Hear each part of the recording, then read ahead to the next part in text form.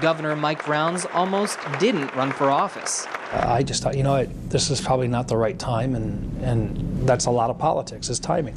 I, Marion Michael Rounds. But he changed his mind, and in November of 2002, the time was indeed right.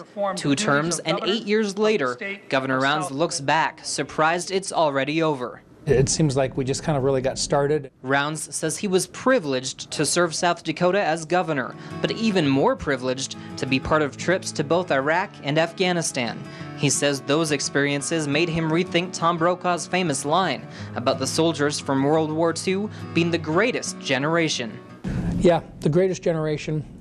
They deserve lots of accolades, but they've got competition. In his time as governor, Rounds dealt with 16 presidential disaster declarations, the first state execution in 50 years, and a variety of criticisms.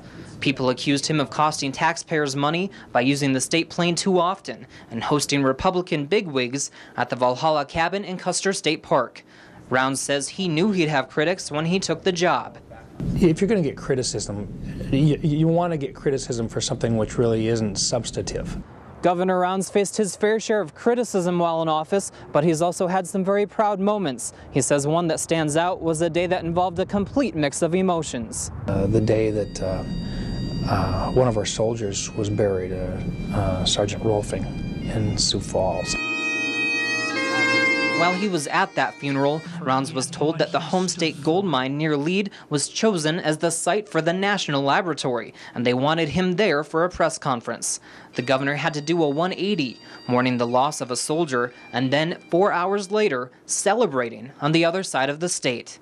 Part of what made that day, to me, so memorable was the movement of the emotion. It's a mixed bag of emotions Rounds feels now as his final term comes to a close. The ongoing challenge for every governor is to try to make the long-term decisions that impact the state in such a fashion that the next generation has a better chance at even a better quality of life than what we've got today. Will people remember Rounds as that kind of governor?